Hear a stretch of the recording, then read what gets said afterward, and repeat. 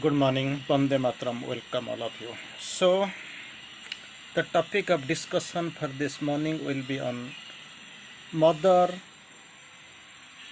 does the sadhana in each sadhak. So, this is the topic of discussion. Mother does the sadhana in each sadhak. This is Avatarhood Part 2. We are taking it for granted for discussion for this morning. It is a beautiful topic. So, what is the purpose of divine manifestation? What is the purpose of avatarhood? Initially, we have a brief discussion on that, and now we are proceeding forward for the part 2.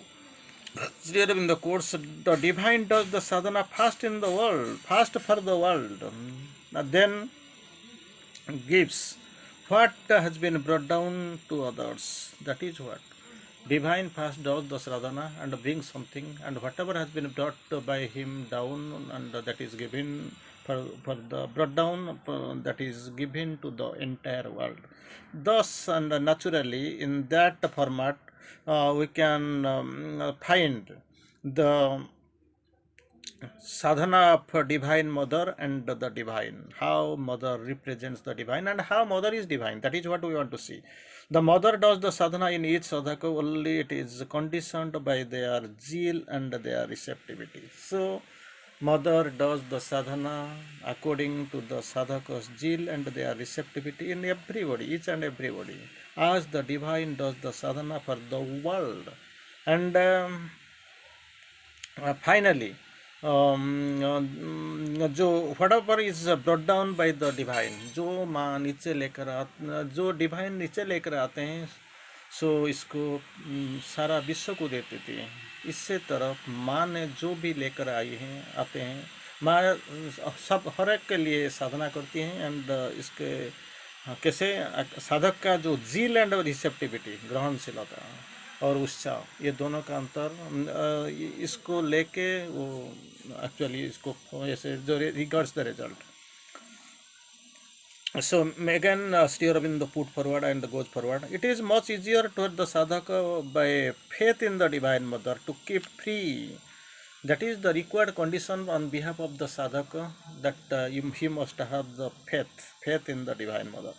Because the Mother, by her very nature of her work, and to identify herself with the sadhakas.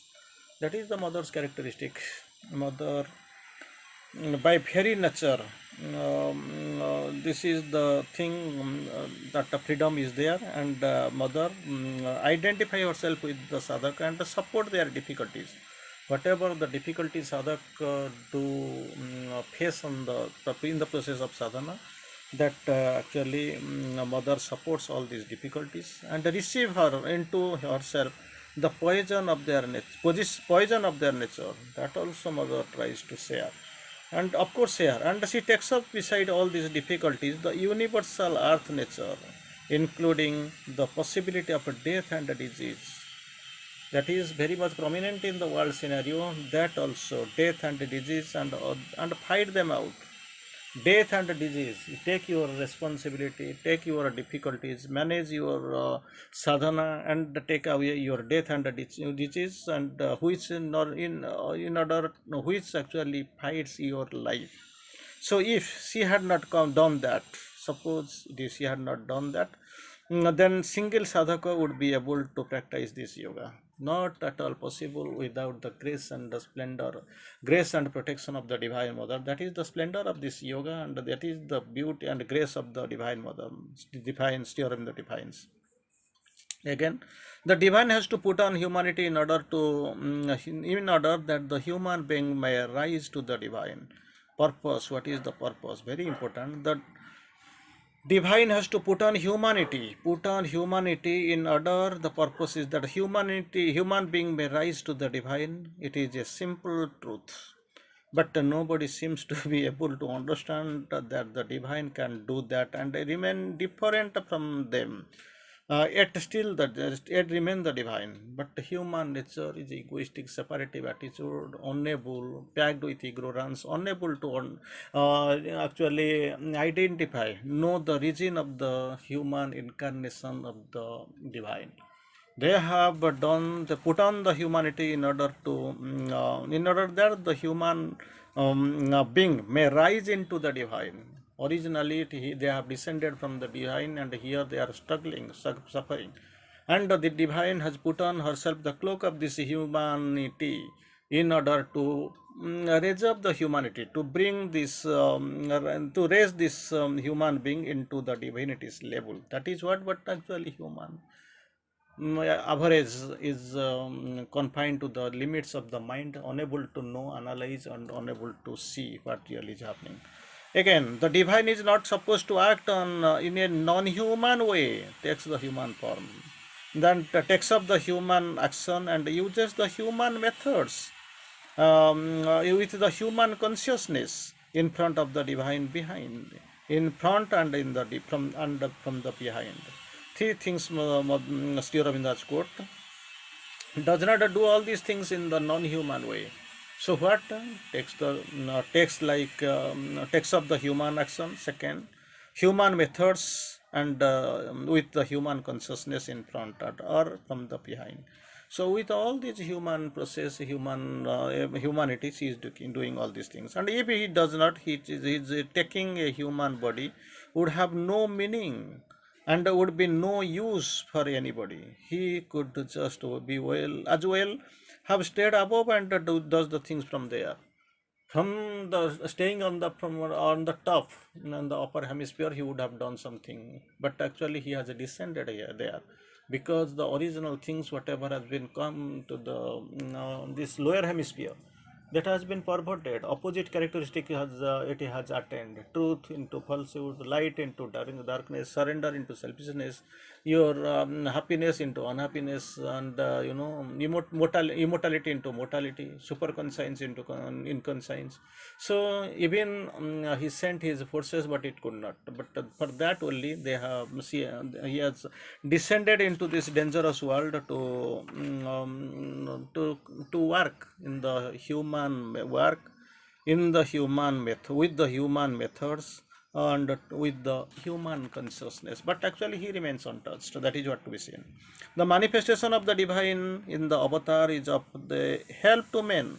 This manifestation of the divine in the avatar is a help to man because it helps him to discover his own divinity and find the way.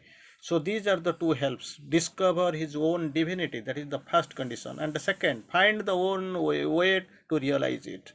So for that actually the divine manifestation in the avatar has taken place. Two sides of the phenomenon of the avatarhood. One is your divine consciousness, and the second is instrumental personality. Divine consciousness, and the second is your instrument personality. This divine consciousness is omnipotent, but it has put forth instrumental personality. Second one, this number one is divine consciousness, second is instrumental personality. Divine consciousness is omnipotent, but he put forth the instrument personality in nature under the conditions of the nature, and he uses according to the rules of the game, that of the nature. Accordingly, he is being pushed by the law and the rules and the regulations of the normal nature, as normally we see and we are abiding with. So, though also sometimes to change the rules of the game, sometimes naturally this process has to be changed. That you have witnessed during the most of the times he has changed the rules. It is required. Bali Badha you can see striking from the backside, and of course for him many rules have been changed. You have seen like mm, rules remained in the Tretaya Yuga when that Setu's Bandha was being constructed. So there was little bit of comparison and compromise, and this Lord of the Sea, Varunadev, actually he gave some idea. It has been done. Even Mahabharata Yuddha and all so many ups and downs, upheavals you have seen. So again, the divine does not need to suffer or struggle. No need for himself. That we have seen Rama in Avatar, 14 years of exile in the jungle. So you have seen, and it takes these things in order to bear the world burden. It is necessary and help the world and man. That is the purpose. For that actually it is coming, it is there. You have seen Makkah Medina tour of this you Muhammad. You have seen. You have seen being crucifixion of this Jesus, and you have seen moving to and fro of Krishna. Everything is possible. You have seen in your vision and scenario. This is there to help the world and man. The divine bears them and at the same time shows the way out, bears them and shows the ways out. Otherwise, the assumption of human nature has no meaning, no utility, no value. For that only he has taken the form, assumption, for that to show the way. To the same time, the way out they have to show, bear them and show the way. That is the required condition. For that only they have the avatar has come down. I have said this during the course. The avatar is one who comes to open the way for the humanity to higher consciousness. Open the way for the human being who is living in the lower consciousness to from the lower consciousness to the higher consciousness. He wants to lift to show the way, for that is the secret of his incarnation manifestation. Again, we'll take a couple of messages from the mother. The divine grace alone has the power to intervene and change. Intervene and change. The only power is divine grace as the power in the course of universal justice. The great work of the avatar is to manifest the divine grace upon the earth. Great work of the avatar, that is the justification we will see, that is the purpose. Great work of the avatar is to manifest a divine grace upon the earth. To be a disciple of the avatar is to become instrument of the divine grace. What is the condition? So you know, this is the condition to be a disciple. What we have to do to become the instrument of the divine grace. Mother is the great dispensatrix through identity of the divine grace, the perfect knowledge, through identity of the absolute mechanism of the universal justice. You have to see mother, the great dispensatrix through identity of the divine grace, with the perfect knowledge, through the identity of the absolute mechanism of the universal justice. You can find the divine mother is above all, clearly above the ordinary. She is the Aditi, she is the divine mother. And towards the end, we'll see the chief purpose of avatarhood. What is the purpose? Chief purpose of avatarhood is to give man a concrete proof of the divine, that concrete proof that divine can live upon the earth. He does not stay in the Saketa Golaka Vaikuntha or somewhere else, Kailas. But actually, you can find the purpose of avatarhood. They can descend, they can live, they can work, they can start, they can do their lila here. The chief purpose of avatarhood is to give man the concrete proof that the divine can live upon the earth. Again, to believe, not to believe is the possibility of avatarhood can make no difference to bare fact. You may believe, you don't believe, that does not work. It is not, he is not bound to your somebody's belief or non-belief. If God chooses to manifest in a human body, no, I during the course, any human thought, approval or disapproval, it can't affect at all. He wants to, it does not depend upon your approval, your thought or your disposal. His decision, and if he takes birth in a body, and the denial of a man cannot prevent him. He wants to take the body, take a birth, then even if somebody is denial, man's denial does not matter at all. It has got absolutely no ruling on that. The denial of man can't prevent the fact from being a fact. A fact, from being a fact, nobody can deny. No man's denial, human denial does not stand there.